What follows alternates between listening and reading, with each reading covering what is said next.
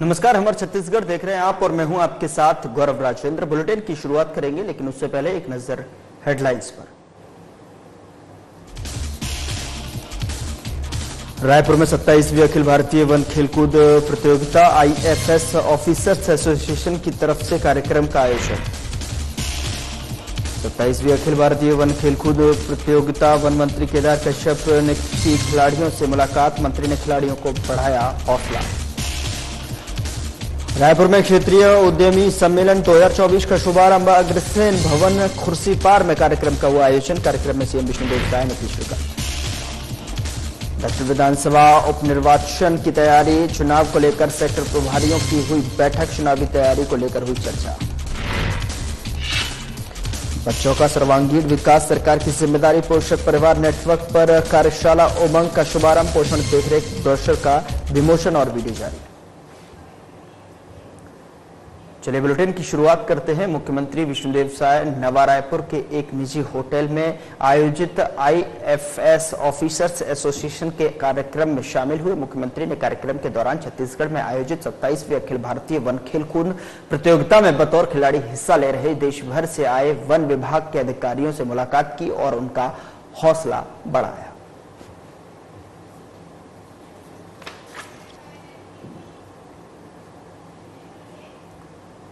उधर राजधानी रायपुर के स्वामी विवेकानंद एथलेटिक स्टेडियम कोटा में आयोजित 27वीं अखिल भारतीय वन खेलकूद प्रतियोगिता के तीसरे दिन छत्तीसगढ़ ने 14 स्वर्ण पदक जीतकर लगातार अपना दबदबा कायम रखा। छत्तीसगढ़ के खिलाड़ियों ने अब तक कुल 37 स्वर्ण और 20 सिल्वर, 14 ब्रॉन्ज पदक जीते हैं। छत्तीसगढ़ अभी पदक तालिका में 279 पॉइंट प्राप्त कर कुल 71 पदक जीतकर प्रथम स्थान पर है। प्रतियोगिता के तीसरे दिन 100 metre race women open category में केरल की अनुआर ने गोल्ड जीता। वहीं 100 metre race women veteran category में छत्तीसगढ़ की अनीता कोर्रम ने पहला स्थान हासिल किया है। इसके साथ ही छत्तीसगढ़ की सुशीला पैकरा ने 800 मीटर वॉक वुमेन ओपन और थोटा संकीर्तना ने 1500 मीटर रेस वुमेन ओपन में गोल्ड मेडल हासिल किया है। वन मंत्री केदार कश्यप ने प्रतियोगिता के दौरान खिलाड़ियों से मिलकर व्यवस्थाओं का जायजा लिया और साथ ही उनका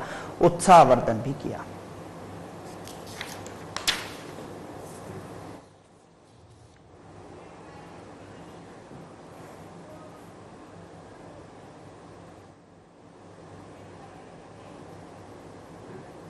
मुख्यमंत्री विष्णुदेव साय ने अग्रसेन भवन खुर्सीपार में आयोजित क्षेत्रीय उद्यमी सम्मेलन 2024 का शुभारंभ दीप प्रज्वलित कर किया। इस अवसर पर उद्योग मंत्री लखनलाल देवांगन, लघु उद्योग के राष्ट्रीय कार्यकारिणी सदस्य पुरुषोत्तम पटेल, प्रदेश अध्यक्ष ओम प्रकाश सिंघानिया, लघु उद्योग भारती के मध्य प्रदेश अध्यक्ष राजेश मिश्रा सहित अन्य उद्यमी उपस्थित रहे।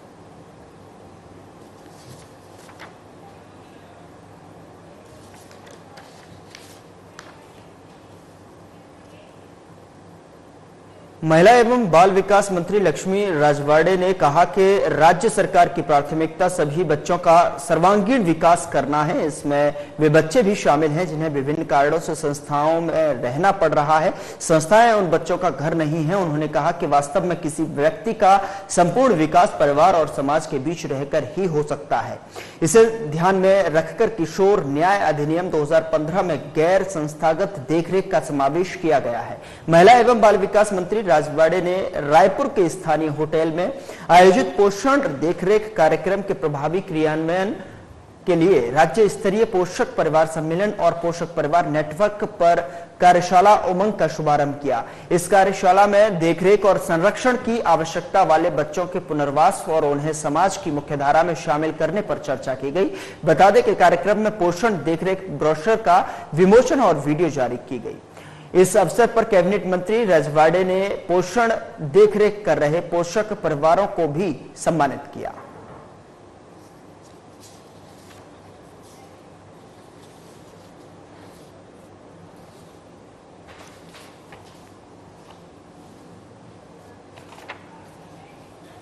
मुख्यमंत्री ने जो है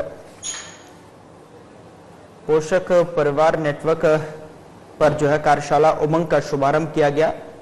देखिए रायपुर से खबर आप तक पहुंचा रहे हैं, जहां पर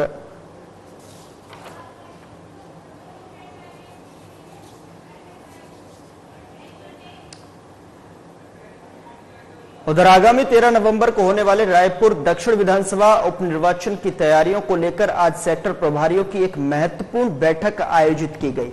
इस बैठक में यह निर्णय लिया गया कि विधानसभा क्षेत्र को 38 सेक्टरों में विभाजित किया जाएगा, जबकि पिछले लोकसभा चुनाव में केवल 19 सेक्टर बनाए गए थे। बैठक का आयोजन कलेक्ट्रेट परिसर स्थित रेड क्रॉस सोसाइटी में आयोजित किया गया और इस निर्णय का मुख्य उद्देश्य चुनाव प्रक्रिया में किसी भी प्रकार की परेशानी को रोकना है। कलेक्टर और जिला निर्वाचन अधिकारी डॉक्टर गौरव सिंह के निर्देश पर यह कदम उठाया गया है। बैठक में सभी सेक्टर प्रभारियों को स्पष्ट निर्देश दिए गए कि वे मतदान केंद्रों का निरीक्षण करें और उनकी व्यवस्थाओं को दुरुस्त करने के लिए आवश्यक कदम उठाएं। साथ ही मतदान के दौरान आने वाले मतदाताओं को किसी प्रकार की असुविधा न हो, इस पर विशेष ध्यान देने की बात कही गई।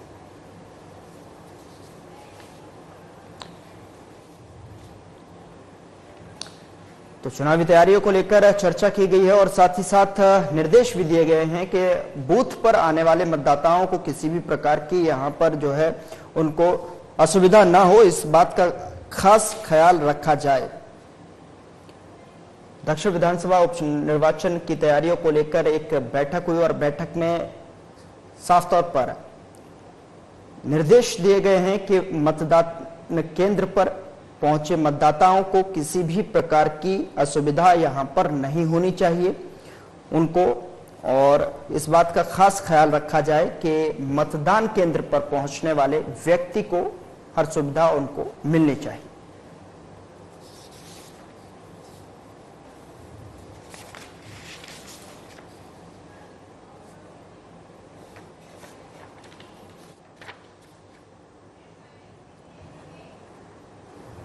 उधर छत्तीसगढ़ राज्य में श्रमिकों को रोजगार मुहैया कराने के लिए त्वरित कार्यवाही करें और शासन की योजनाओं का लाभ दिलाएं। श्रम मंत्री लखनलाल देवांगन ने आज स्थानीय होटल में श्रम विभाग द्वारा श्रमिकों का सशक्तिकरण भविष्य का निर्माण विषय पर आयोजित कार्यशाला के समापन अवसर पर कहा कि प्रत्येक श्रमिक को काम देने के लिए श्रम विभाग द्वारा 84 लाख श्रमिकों का पंजीयन कर योजनाओं से लाभान्वित कर रही है। उन्होंने कहा कि कोई भी निर्माण कार्य बिना श्रमिकों के संभव नहीं है। सरकार श्रमिकों का सम्मान कर योजनाओं का लाभ दिलाकर स्वाभिमान से जीवन जीने का अधिकार दिला रही है। इस अवसर पर श्रम मंत्री ने उत्कृष्ट कार्य करने वाले विभाग के मैदानी अधिकारियों को प्रशस्ति पत्र देकर सम्मानित किया।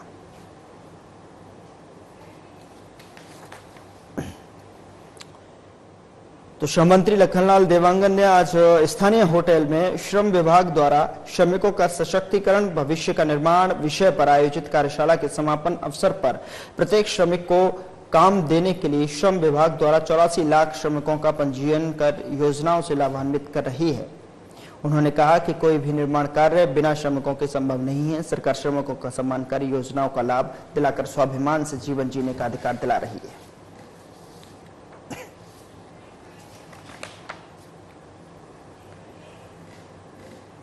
उधर राजधानी रायपुर के बूढ़ा तालाब आउटडोर स्टेडियम में 6 से 9 अक्टूबर तक आयोजित 24वें SGFI राज्य स्तरीय तीरंदाजी टूर्नामेंट में कोंडागांव जिले के खिलाड़ियों ने शानदार प्रदर्शन किया है। इस प्रतियोगिता में कोंडागांव जिले से कुल 17 तीरंदाजों ने हिस्सा लिया और जिसमें से 6 खिलाड़ियों ने पदक जीतकर जिले का नाम रोशन किया। बता दें कि कोंडागांव की रामशिला नेताम ने स्वर्ण पदक पर कब्जा जमाया। रामशिला कस्तूरबा गांधी बालिका छात्रावास की छात्रा आभा चक्रधारी ने रजत पदक हासिल किया, जबकि नंदनी मरकाम, पिंटू नेताम और प्रेमिका नेताम ने कांस्य पदक जीते। इसके अलावा चंद्ररेखा सेठिया और सलोनी नेताम का भी चयन आगामी राष्ट्रीय तीरंदाजी प्रतियोगिता के लिए किया गया है।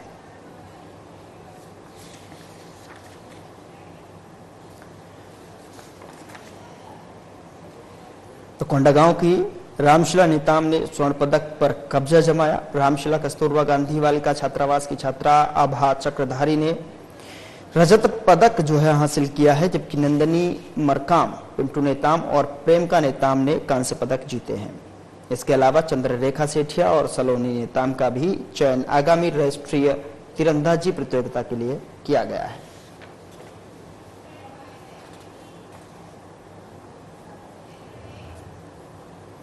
उधर शशिधर पंडा शासकीय महाविद्यालय सरिया के छात्रों को सरिया पुलिस की तरफ से साइबर क्राइम और नवीन कानून की जानकारी दी गई। बता दें कि थाना प्रभारी सरिया उप निरीक्षक शिव कुमार धारी के नेतृत्व में थाना सरिया स्टाफ की तरफ से शशिधर पंडा शासकीय महाविद्यालय सरिया परिसर में साइबर जागरूकता अभियान के तहत लगभग 100 छात्रों और महाविद्यालय के स्टाफ को साइबर अपराधियों द्वारा किस तरीके से लोगों को अपनी ठगी का शिकार बनाया जाता है, इस कड़ी में सभी छात्र छात्राओं को फेसबुक हैकिंग, बारकोड के माध्यम से होने वाले फ्रॉड, व्हाट्सएप हैकिंग से बचाव, फर्जी वेबसाइट से होने वाले फ्रॉड के संबंध में सावधानियां बरतने की सलाह दी गई।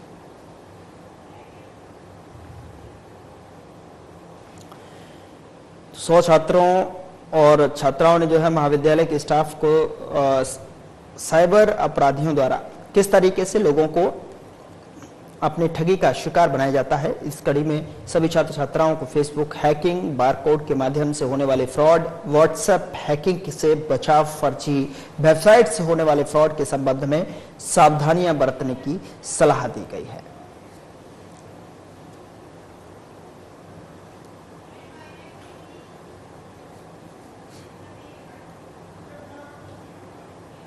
उधर वरिष्ठ पुलिस अधीक्षक संतोष कुमार सिंह के दिशा निर्देश पर रायपुर पुलिस द्वारा निजात अभियान के तहत नशे के विरुद्ध विशेष अभियान चलाया जा रहा है। इसी कड़ी में 18 अक्टूबर को थाना गुडियारी पुलिस को गुप्त सूचना मिला कि एफसीआई गोदाम कलिंग नागर और गुडियारी में अलग अलग 84 अंग्रेजी शराब, 31 बियर के साथ रेड कार्रवाई कर आरोपी दीपक क्षत्रिय और गोपाल सोनी के कब्जे से कुल 84 अंग्रेजी शराब बरामद किए हैं। फिलहाल पुलिस मामले की जांच में जुटी हुई है।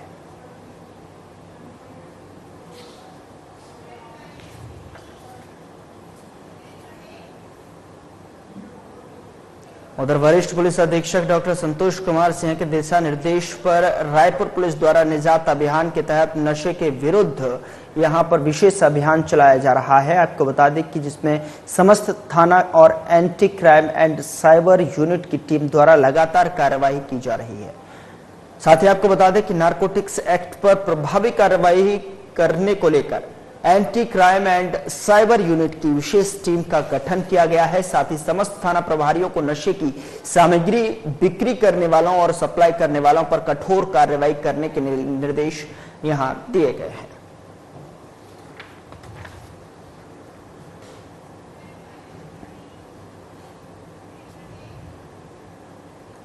उधर वरिष्ठ पुलिस अधीक्षक डॉक्टर संतोष सिंह भापुसे के द्वारा रायपुर पुलिस को साइबर जन जागरूकता पखवाड़ा आयोजित कर आम नागरिकों को साइबर ठगी के संबंध में जागरूक करने के लिए निर्देशित किया गया है। इसी कड़ी में थाना आजाद चौक क्षेत्र के आरडी तिवारी आत्मानंद स्कूल शासकीय उच्चतर माध्यमिक विद्यालय ब्राह्मणपारा रायपुर में कार्यक्रम आयोजित किया गया, जिसमें अमन झा, नगर पुलिस अधीक्षक आजाद चौक रायपुर, निरीक्षक प्रमोद कुमार सिंह, थाना प्रभारी आजाद चौक रायपुर और थाना आजाद चौक के अन्य स्टाफ के द्वारा कक्षा 8वीं और 12वीं तक के बच्चों को साइबर धोखाधड़ी के संबंध में जानकारी देते हुए धोखाधड़ी से बचने के उपाय बताए गए। तस्वीर आपके सामने टेलीविजन स्क्रीन पर आप देख सकते हैं कि किस तरीके से कक्षा 8वीं और 12वीं तक के बच्चों को साइबर धोखाधड़ी से बचने की संबंध में उपाय यहां बताए जा रहे हैं। साइबर क्राइम को लेकर पुलिस लगातार सख्त बनी हुई है और उसी क्रम में शासकीय उच्चतर माध्यमिक विद्यालय ब्राह्मणपारा रायपुर में कार्यक्रम आयोजित किया गया है, जिसमें अमन झा, नगर पुलिस अधीक्षक आजाद चौक रायपुर, निरीक्षक प्रमोद कुमार सिंह, थाना प्रभारी आजाद चौक रायपुर और थाना आजाद चौक के अन्य स्टाफ के द्वारा कक्षा 8वीं और 12वीं तक के बच्चों को साइबर धोखाधड़ी के संबंध में जानकारी देते हुए धोखाधड़ी से बचने के उपाय भी बताए गए हैं।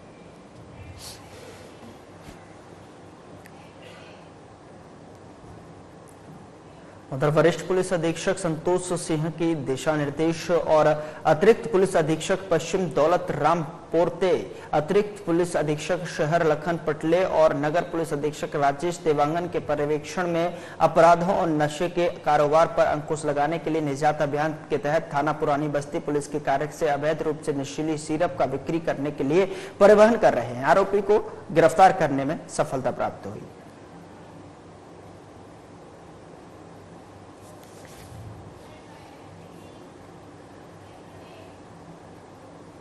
उधर वरिष्ठ पुलिस अधीक्षक संतोष कुमार सिंह द्वारा लगातार शहर में होने वाले अपराध पर अंकुश लगाने के लिए अभियान चलाया जा रहा है। अपराध पर अंकुश लगाने के लिए रायपुर पुलिस के समस्त पुलिस राजपत्रित अधिकारियों, थाना प्रभारियों को अवैध कार्य करने वालों पर पतासाजी कर कार्रवाई करने और इस पर प्रभावी रूप से अंकुश लगाने आवश्यक दिशा निर्देश दिए गए हैं, जिस पर समस्त पुलिस राजपत्रित अधिकारियों, थाना प्रभारियों की टीम द्वारा मुखबिर लगाकर पेट्रोलिंग और सूचना संकलन कर अवैध कारोबार करने वाले कारोबारियों के संबंध में सूचना एकत्रित की जा रही है।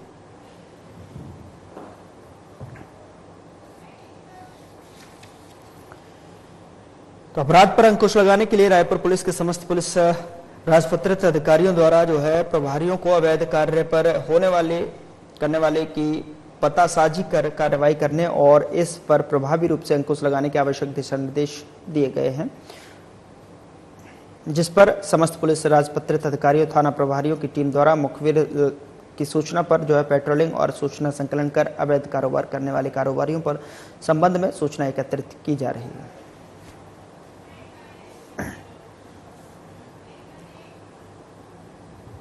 उधर थाना गुड़ियारी पुलिस को सूचना मिली कि नया मंगल बाजार गुड़ियारी में एक व्यक्ति को एक लोहे का खुखरीनुमा औजार लेकर लहरा कर आने जाने वाले लोगों को डरा धमकाकर आतंकित करते हुए आरोपी सुखदेव मेरी को गिरफ्तार कर उसके कब्जे से अवैध रूप से रखे एक लोहे का खुखरीनुमा औजार जब्त कर आरोपी के विरुद्ध थाना गुड़ियारी में आर्म्स एक्ट का अपराध पंजीबद्ध कर कार्रवाई किया गया।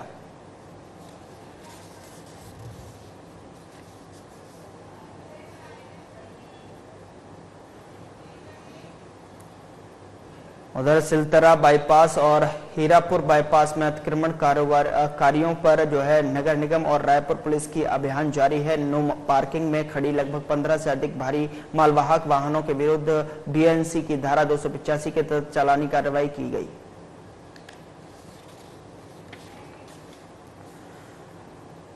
तो नो पार्किंग जोन में खड़े वाहनों के चालान काटे गए हैं। तस्वीर आपके सामने यहाँ पर सिलतरा बाईपास और हीरा बाईपास से हैं, जहां पर अतिक्रमणकारियों पर नगर निगम की कार्रवाई यहां देखने को मिली है। नगर निगम लगातार एक्शन मोड में कार्रवाई करता हुआ दिखाई दे रहा है, जिसमें नो पार्किंग में खड़े लगभग 15 से अधिक भारी मालवाहक वाहनों के विरुद्ध यहां कार्रवाई की गई है।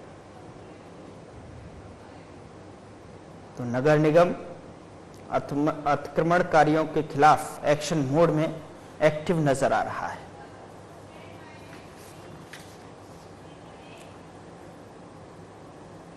उधर प्रार्थी कुबेर वर्मा ने थाना मंदिर हसौद में रिपोर्ट दर्ज कराया कि वो ग्राम मुरंगी मंदिर हसौद में रहता है। प्रार्थी को भुवनेश्वर साहू नामक व्यक्ति ने बताया कि वो शेयर मार्केट ट्रेडिंग करता है और बहुत लाभ कमाता है। भुवनेश्वर साहू द्वारा प्रार्थी को भी उसे शेयर ट्रेडिंग में इन्वेस्ट कर दोगुना लाभ दिलाने का आश्वासन दिया है, जिस पर प्रार्थी द्वारा भुवनेश्वर साहू पर विश्वास कर उसके बताए गए बैंक खाता में अलग अलग किश्तों में कुल 7 लाख रुपए दिए गए हैं। प्रार्थी द्वारा अपने दिए हुए शेयर ट्रेडिंग में इन्वेस्ट के पैसे और लाभ के संबंध में भुवनेश्वर साहू से संपर्क किया गया तो भुवनेश्वर साहू का फोन नंबर बंद था, जिस पर प्रार्थी द्वारा उसके घर जाकर पता किया तो ज्ञात हुआ कि भुवनेश्वर साहू कहीं चला गया है, जिसकी शिकायत पर पुलिस मामले की जांच में जुटी हुई है।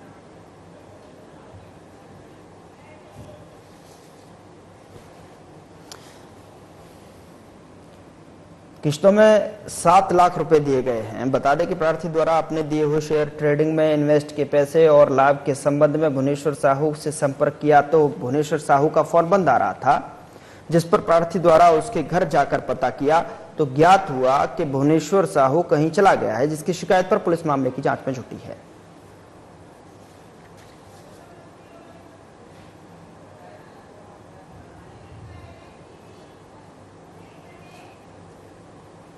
उधर नाबालिग बालिका के साथ यौन उत्पीड़न मामले में सरिया पुलिस ने 24 घंटे के भीतर कार्रवाई करते हुए फरार आरोपी को गिरफ्तार कर जो है ओडिशा से गिरफ्तार किया है। फिलहाल पुलिस गिरफ्तार आरोपी से पूछताछ कर मामले की जांच में जुट गई है।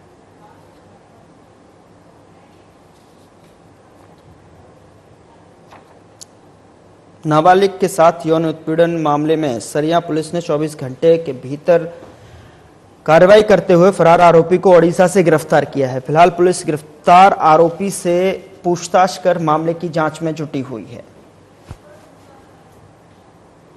नाबालिग बालिका के साथ यौन उत्पीड़न मामले में यहां पर सरिया पुलिस की कार्रवाई देखने को मिली है, जिसके तहत जो है उनको सफलता हाथ लगी है और इस सफलता में जो है एक ओडिशा से आरोपी युवक को गिरफ्तार किया है, जिससे कि पुलिस आगे की कार्रवाई में पूछताछ करती हुई नजर आ रही है।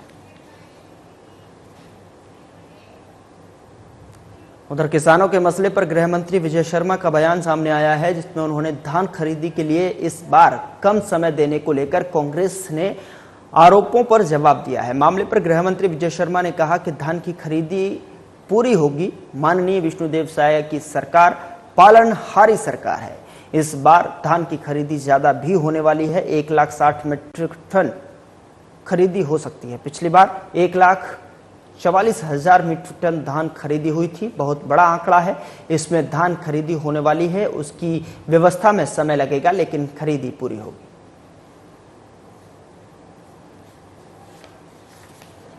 धान पूरे किसानों का पूरा खरीदा जाएगा, उसमें कोई संशय न रहे किसी को। भैया विष्णुदेव जी की सरकार है, पालनहारी सरकार, और विष्णुदेव जी की सरकार में बिल्कुल स्पष्ट जैसे कहा गया कि एकड़ के पीछे 21 कुंटल लेंगे, लिया। कुंटल के पीछे 3100 देंगे कहा था, दिया। और 3100 की राशि को भी एक मुश्त देंगे, 4 किस्त में नहीं देंगे, वह भी उन्होंने किया है। इसके साथ ही साथ 2 साल के बोनस की बात कही थी उन्होंने, वो पूरा किया है उन्होंने। तो बहुत स्पष्टता के साथ काम है। अभी भी सब कुछ होगा, खरीदी होगा। मसला ये है कि 1,44,000 मीट्रिक टन धान की खरीदी पिछले वर्ष हुई है और इस बार ये है कि 1,60,000 50,000 टन जाएगा। तो बहुत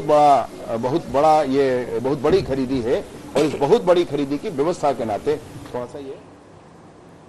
उधर महिला एवं बाल विकास और समाज कल्याण मंत्री लक्ष्मी राजवाड़े ने कवर्धा के पीजी कॉलेज मैदान में स्वदेशी मेला का शुभारंभ किया। कार्यक्रम में उन्होंने कहा कि स्वदेशी मेला हमारे भारत देश को आर्थिक रूप से मजबूत बनाता है। स्वदेशी मेला के माध्यम से अपने देश में बने चीजों को खरीदने के लिए प्रेरित करने का प्रयास किया जा रहा है। बता दें कि स्वदेशी वस्तुएं आत्मनिर्भरता और स्वावलंबन का भाव पैदा करता है। उन्होंने कहा कि हमारे देश के प्रधानमंत्री नरेंद्र मोदी ने मेक इन इंडिया का संदेश दिया है और डिजिटल इंडिया को बढ़ाने का कार्य कर रहे हैं, जिससे देश मजबूत हो रहा है। प्रदेश के मुख्यमंत्री विष्णुदेव साय द्वारा प्रदेश में स्वदेशी वस्तु को बढ़ावा दिया जा रहा है। हमने अपने देश की सामान खरीद कर देश को आत्मनिर्भर बनाने में सहयोग करना चाहिए। मंत्री राजवाड़े ने कहा कि लगातार स्वदेशी मेला के माध्यम से यह प्रयास किया जा रहा है।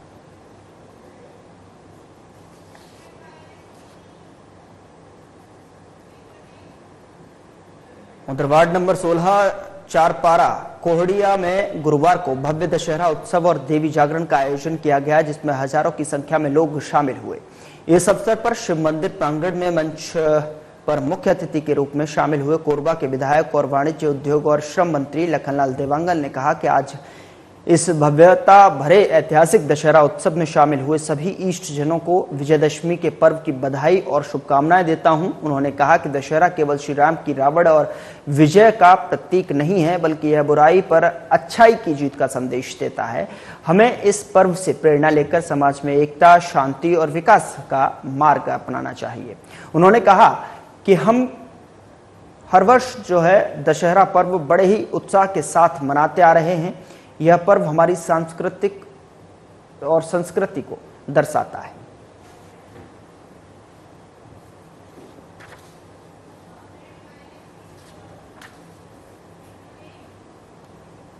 उधर सांसद ब्रजमोहन अग्रवाल ने गुरुवार को संकल्प कॉन्सेप्ट्स के विद्यालय रूपांतरण का शुभारंभ किया। आपको बता दें कि विद्यालय रूपांतरण कार्यक्रम का उद्देश्य सरकारी स्कूलों की आधारभूत संरचना और बुनियादी सुविधाओं का विस्तृत विश्लेषण कर उन्हें मानकीकरण और उन्नयन के लिए एक स्पष्ट रोड मैप तैयार करना है। इसके अंतर्गत सरकारी विद्यालयों में आवश्यक सुविधाओं जैसे सुरक्षित कक्षाएं, पेयजल, शौचालय और अन्य शिक्षण संस्थानों की उपलब्धता सुनिश्चित की जाए, ताकि विद्यालयों के विद्यार्थियों के लिए एक उत्कृष्ट शैक्षिक वातावरण का निर्माण हो सके।